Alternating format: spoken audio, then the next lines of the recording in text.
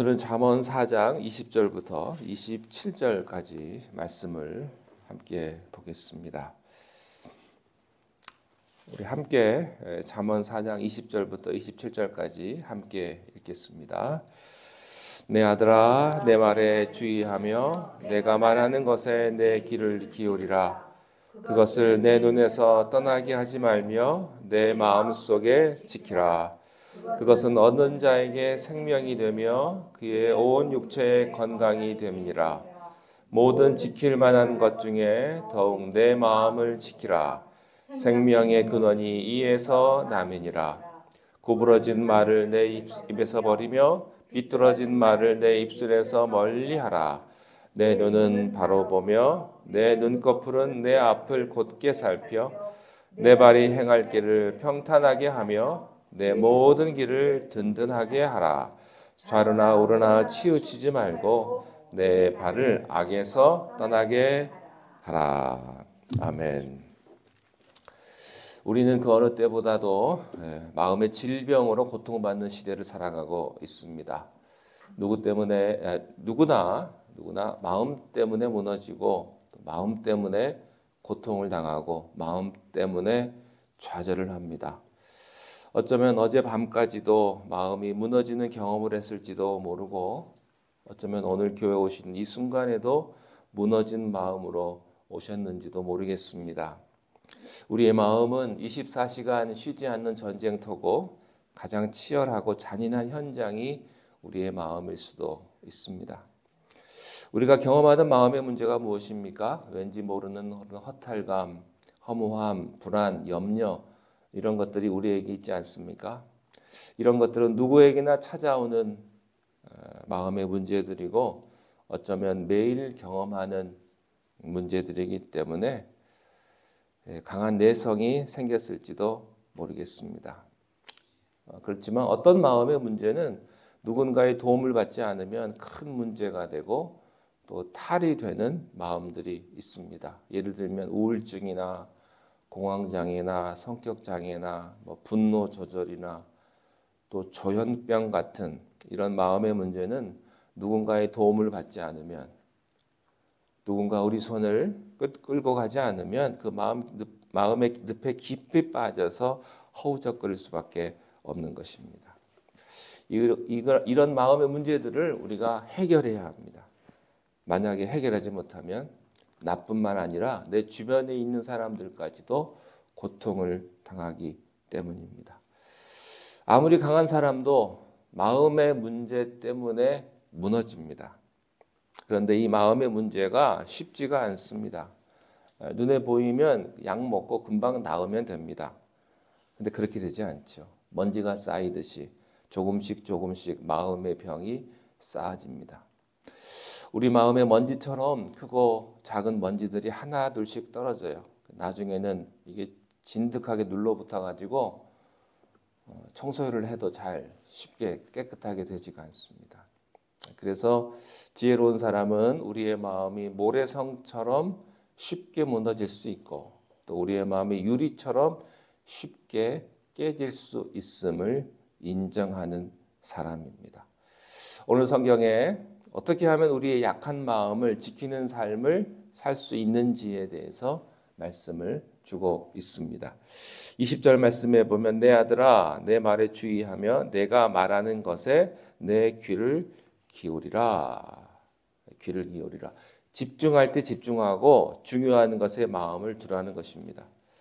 그런데 우리는 중요하지 않은 일에 너무나 마음을 씁니다. 우리는 너무나 작은 일에 마음을 빼앗기고 거기에 집중하며 마음이 흔들리게 되죠. 우리를 살리시는 하나님의 말씀에 집중하고 하나님의 말씀에 귀를 기울이기보다 세상의 시끄러운 소리에 귀를 빼앗기고 눈길을 빼앗기고 또 그렇게 살아갑니다. 그렇게 할 때 우리는 더욱더 어려움과 위기에 빠지게 되는 것입니다. 자, 그렇다면 어떻게 우리의 마음과 시선과 귀를 지킬 수 있겠는가? 21절에 보면 그것을 내 눈에서 떠나게 하지 말며 내 마음속에 지키라. 말씀을 일상화하고 말씀을 내면화해라. 날마다 말씀에 집중하고 말씀을 마음에 새기는 삶을 살라는 것입니다. 매일매일 말씀을 읽고 기도하고 그런 삶을 살아라. 왜 그렇습니까? 22절에 그것은 얻는 자에게 생명이 되며 그의 온 육체의 건강이 된다. 말씀, 이 기도를 일상화하는 사람에게는 생명이 됩니다. 죽지 않는다는 뜻이죠. 우리의 마음을 지키는 힘은 말씀입니다. 우리의 의지가 우리를 지켜주지 않습니다. 어떤 순간까지는 내 의지와 내 인격으로 가능하지만 그런데 어떤 한계가 되면 어떤 임계치가 되면 우리의 마음이 부서집니다. 우리가 한참 참고 인내하다가도 어느 순간에 내가 인내하지 못할 때가 있어요. 그때는 막 터져버리는 것이죠. 22절 말씀에 보면 그것은 얻는 자에게 생명이 되며 그의 온 육체의 건강이 된다. 육체의 건강은 마음을 지키는 것에서부터 시작된다 하는 것입니다. 모든 지킬 만한 것 중에 더욱 내 마음을 지키라. 생명의 근원이 이에서 날미라. 지켜야 될 것 중에 가장 중요한 것, 우리의 마음을 지키라. 우리가 지켜야 될 게 너무나 많죠. 그 중에서 가장 지켜야 될 것은 바로 우리의 마음을 지키는 것입니다. 우리의 마음에 생명이 있습니다. 마음이야말로 생명입니다. 모든 것을 잃어도 마음을 지키면 삽니다. 그런데 모든 것이 있어도 마음을 잃어버리면 죽는 것이죠.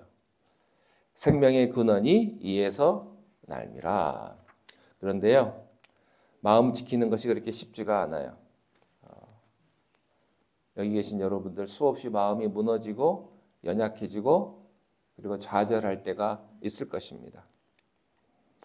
여러분, 무엇이 여러분의 마음을 무너지게 합니까? 내 힘으로 해결할 수 없는 상황과 문제들이 너무나 많지 않습니까? 우리가 해결할 수 없는 그 문제들이 우리를 괴롭히고 또 우리를 고통스럽게 하죠. 예를 들면 이런 거죠. 건강에 대한 문제, 미래에 대한 문제, 또 자녀에 대한 문제, 사람과의 만남, 이 대인 관계 때문에 굉장히 고통스러울 때가 있고 또 가장 가까운 가족들 때문에 고통을 겪을 때도 사실은 있습니다. 그때 우리의 마음을 지키는 게 굉장히 중요한데요. 24절에 보면 구부러진 말을 내 입에서 버리며 비뚤어진 말을 내 입술에서 멀리하라. 우리의 마음이 새롭게 되면 제일 먼저 변하는 것이 무엇이냐면 입술의 언어가 바뀌게 됩니다. 이것을 반대로 이렇게도 말할 수 있어요. 언어를 바꾸면 마음도 새롭게 할 수 있다. 마음도 지킬 수 있다. 말은 마음의 표현입니다. 그래서요, 거친 말, 함부로 하는 말 우리가 조심해야 합니다.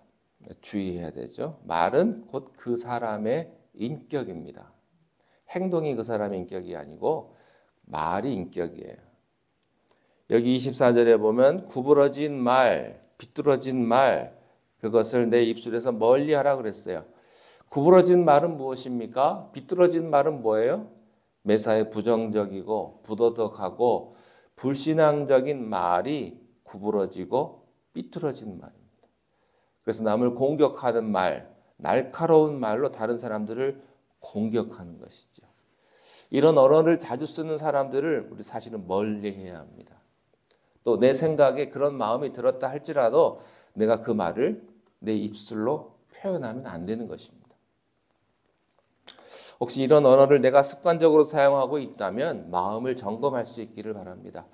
여러분, 지혜로운 사람, 성도의 언어는 달라야 합니다.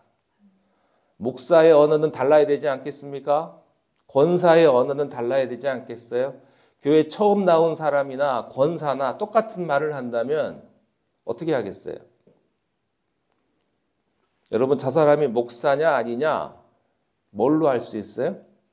제일 중요한 건 언어예요, 언어.